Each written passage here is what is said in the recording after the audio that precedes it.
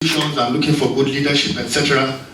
Those are issues which will never come up if we don't solve the issue of mindset and attitudes.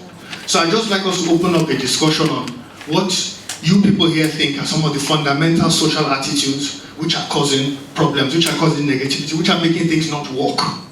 And then how can we go about changing that? I know it's not going to be easy changing that or trying to convince people otherwise, especially when you come from here. Because I know how it is.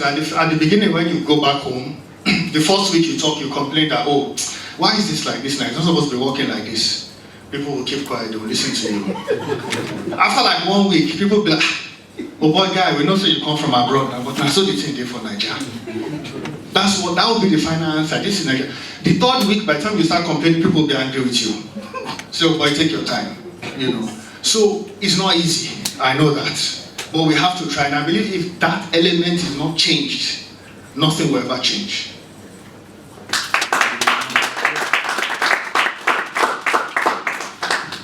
All right. My name is Rosanwo. I believe I've cast a few knocks before I came in, so please just pardon me. Straight to the point. I'm going to connect a bit of what he said, and I'm going to join it with lessons for young people. Let's speak in the Nigerian context. Like you said, if in Nottingham, for example, the drainage in front of your house is not working, or your bin has not been picked, who do you call? Council. Okay. When it happens in Nigeria, neighbors will call each other, raise money, let's fix this thing. And that's where my initial statement comes from. That Nigeria owes you. The system, the institution owes you to work. Money has been budgeted at the council to fix the drainage in front of your house. Instead of you demanding for the institutions to work, you raise money within your neighborhood to fix it. How many streets are you going to fix? And this is going to be lessons for young people going into governance. If you're not ready to rock the boat, don't try it. I was once a student union leader. I did the NGO work. I've done Aluta. What do we need to do? I worked for the president, Buhari, for 7 years. If you want to talk about being passionate, many people would leave their job in the UK and go over and work for the campaign 2 months without pay. We did it. See, what I learned over years is that these guys just think, you know what, they're young people. They're not qualified. They need leadership skills. Ask me how many of them went to leadership schools. And that's where my argument comes from. If an American citizen is detained in Iraq, the first thing it does is it calls his embassy. That's a citizen who believes his country owes him a duty to bring him from where he is. And that's where I'm coming from. You see this mentality of you live in hell, you can adjust in hell. My opinion is either you stay in hell or you get out of hell. Majority of the opinion and the attitude of Nigerian youths does not scratch leadership in Nigeria. The political elites are not bothered. You can run your workshops. You can run your sessions. You don't have power. So you can't change anything. The few of us will think alike. Democracy is about majority. We will subject it to votes. You and I will lose at the elections because our orientation is of that of the mind. I keep telling people, those of us who speak grammar, we are minority in Nigeria. So, when you come back home and say you want to change, I keep asking young people, what are the lessons that some of us who have gone on this trajectory have learned over years? I've said it in private and with my close friends, that where is the last president over 55 that I would work for something? Enough. And that's it. It's not bad. See, the whole idea of how young people are seen is not a party thing. It is a Nigerian thing. And that's why the appointments in Buhari's cabinet as regards to young people is not different from Jonathan, and it's not different from Obasanjo, and it's not different from Abacha, and it's not different from who was IBB. Because they're all Nigerians. They share the same mentality. They were all shaped by the same opinion over a period of time. And they see young people in the same light. A lot of times I talk to young people when we go back home and say, youth this, youth that. I said, don't you know that there's a systematic way of keeping a large percentage of Nigerians uneducated for a purpose, to achieve an aim? If you've read the books of Awolowo way back in 1947, when he was studying it, he said, unless I give education to my people to bring them out of that level of thinking, he referred to it as level of thinking, they will not break through. This was 1947. And it's still the same thing we battle up to now. So that's when I got at, what are the lessons for young people? These older generation, quote unquote, are not willing to let go power because you're not going to get power for free. And sorry, you cannot make change without power. Look at NGOs coming to Nigeria and all the funds coming to Nigeria. They're just 2% of our GDP. How can you, NGOs with 2% of the GDP, change the country when somebody owns 98% of the GDP? What's your impact? Do you know how much we've collected from Bill Gates Foundation since 1999?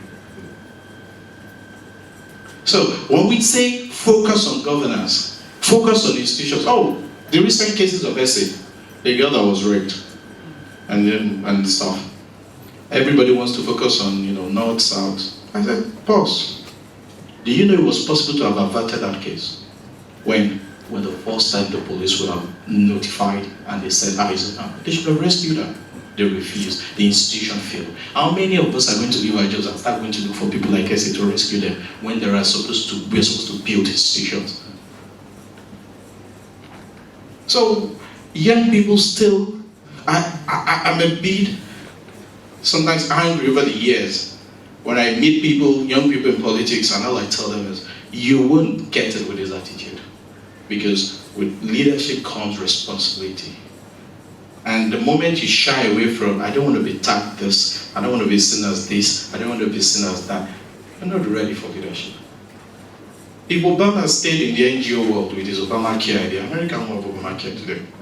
But again, in my lifetime or your lifetime, if a president runs for 8 years, how many presidents are we going to have?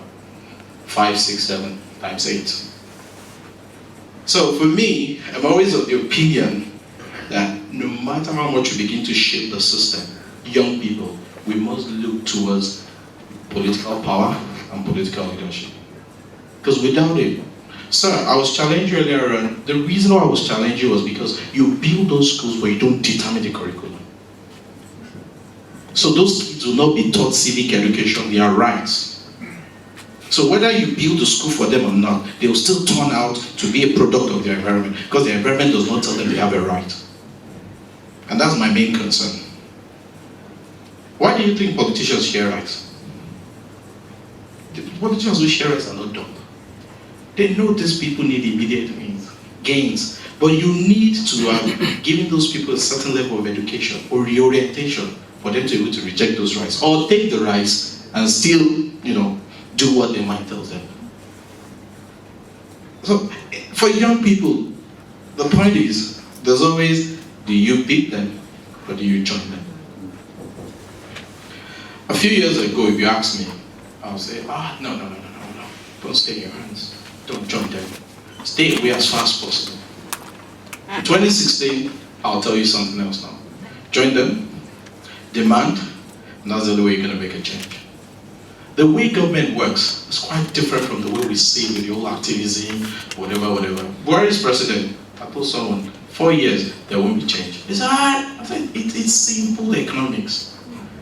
If you had the price of oil at over $100 or near $100 for 5 years, and your budget was at $47.50 for throughout that time, and you didn't save the excess, right? And it has gone to $38, your recurrent expenditure has not gone down. And you cannot pay salaries. What magic will he do? Will he print money from his pocket? Trust me, if Obama, World Bank, anybody takes over Nigeria now, they can't do anything. Because the country is dependent on oil, and the price has gone to $38. Again, if you shy away from the reality, which is, will it affect you or not? It will affect you. There's no way. If you live in the country, it go better for me now, we can make more money in our area. When the prices of things go up, do you have your own separate market? Those of us who change pounds to naira, who think you have a lot of money, things that were sold for 200 naira in December is now 350 naira in March. Hey, change your pounds now. Do you have a separate market? This is still my reality. And the reason why the system remains that is because we do not demand. And that's why I went back to my earlier statement that I don't owe Nigeria. Nigeria owes me. Nigeria owes me to work.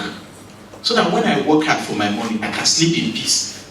After working so hard and any money, I'll still be scared of people coming to rob me at night. So Nigeria owes me to provide what? An environment that works, an environment that is peaceful, and for investors to thrive.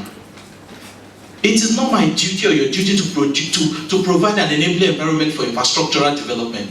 It is not. I don't control the budget.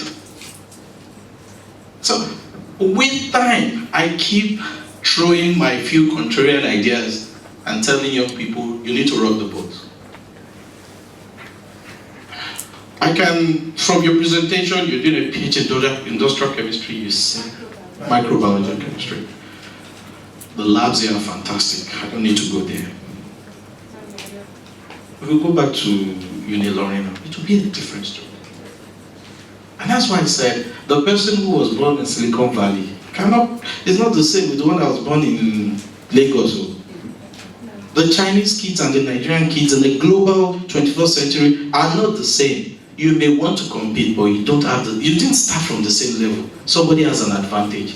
And in a race of 100 meters, as of today, if you bring the same boat and I to run 100 meters, and you put me at 50 meters, and you put the boat at the beginning, I'll win. I'm serious. No,